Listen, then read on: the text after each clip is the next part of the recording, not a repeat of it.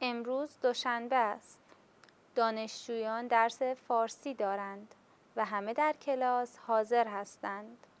استاد به کلاس می آید و سلام می کند.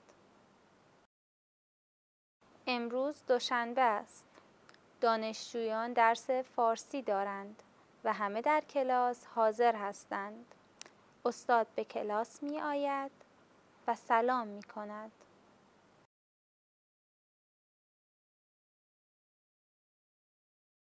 دانشجویان اول متن درس را می‌خوانند و به سوال‌های استاد جواب می‌دهند. کمی هم به نوار گوش می‌کنند و متن را تکرار می‌کنند.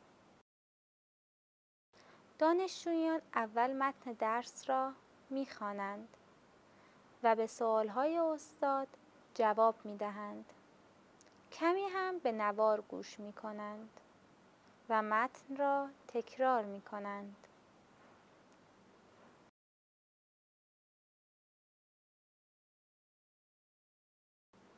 بعد استاد درباره مکالمه فارسی توضیح می دهد و دانشجویان شروع به مکالمه می کنند.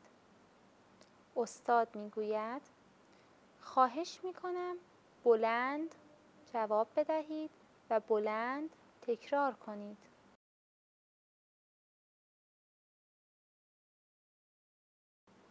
بعد استاد درباره مکالمه فارسی توضیح می دهد و دانشجویان شروع به مکالمه می کنند.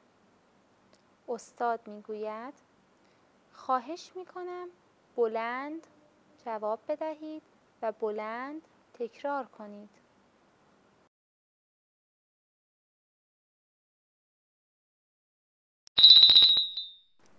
گفتن، گو، میگم، بگو، بگین، میگم، بگو، بگین، نشستن، نشین، میشینم، بشین، بشینین، میشینم، بشین، بشینین، شروع، شروع، شروع، یک شنبه، یه شنبه، یه شنبه، بخوان، بخون، بخون، بخور، بخور،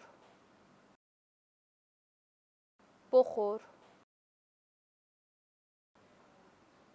بده، بده، بده، بدهید، بدین، بدین،